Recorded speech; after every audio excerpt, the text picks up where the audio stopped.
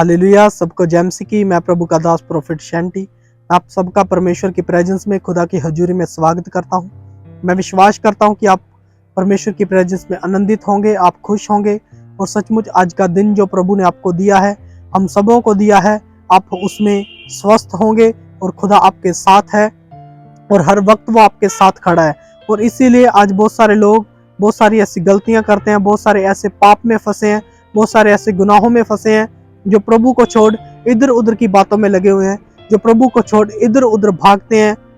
लोग आज प्रभु को महत्व नहीं देते, लेकिन इधर उधर की बातों में, अन्य बातों में ज्यादा ध्यान देते हैं। लेकिन परमेश्वर का वचन उन लोगों के विषय में क्या कहता है, उन लोगों के बारे में क्या कहता है? क्योंकि प्रभु यही चाहते हैं कि हर एक जन जो उसके पीछे चलने वाला है, जो उसकी आज्ञाओं को मानने वाला है, वो कभी उसकी आज्ञा को ना टाले, कभी उसकी बात को ना टाले।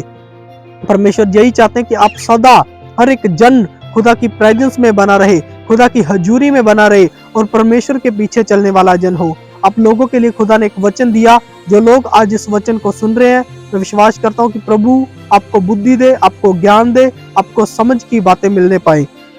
देखो लिखा निर्गमन उसका 20 अध्याय उसकी 3 आयत से मैं पढ़ूंगा।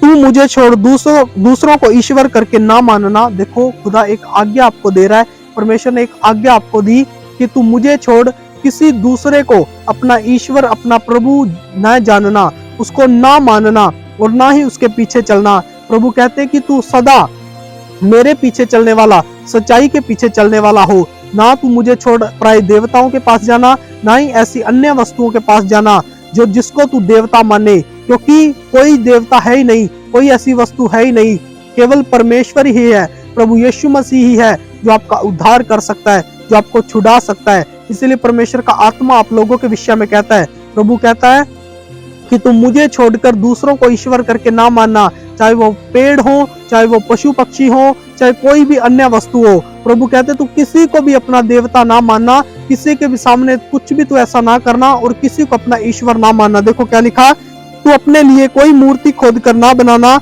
न किसी की प्रतिमा बनाना। हालेलुया। खुदा का वचन आपके लिए यही कहता है कि तू कोई भी किसी भी वस्तु की कोई भी मूर्ति खोद कर ना बना, किसी भी वस्तु की तू मूर्ति ना बनाना, कोई भी मूर्ति ना बनाना और ना ही किसी की प्रतिमा बनाना, यानी कि ना ही किसी की तस्वीर बनाना।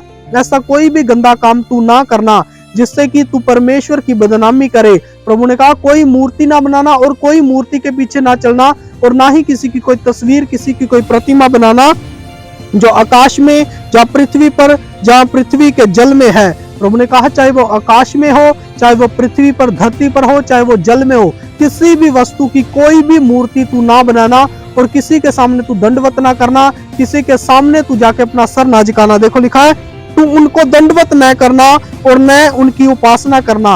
हालेलुया।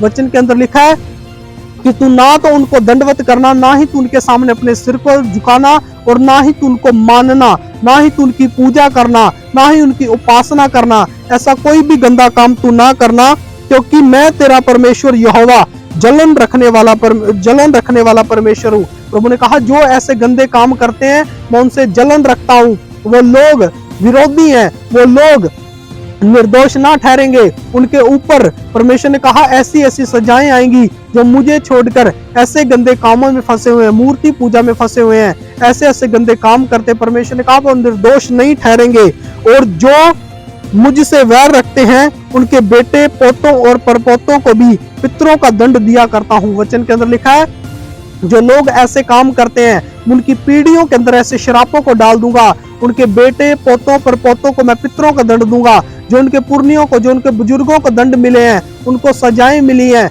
वही सजाएं इनकी पीढ़ियों के अंदर आएगी। लेकिन अगर जो इन आज्ञाओं को नहीं तोड़ता, परमेश्वर के वचन को मानता है, परमेश्वर के वचन की बात को सुनता है, खुदा उसको आशीषित करता है। जैसे लिखा और जो मुझसे प्रेम रखते हैं और मेरी आज्ञाओं को मानते हैं उन हजारों पर करुणा किया करता हूँ। हालेलुया।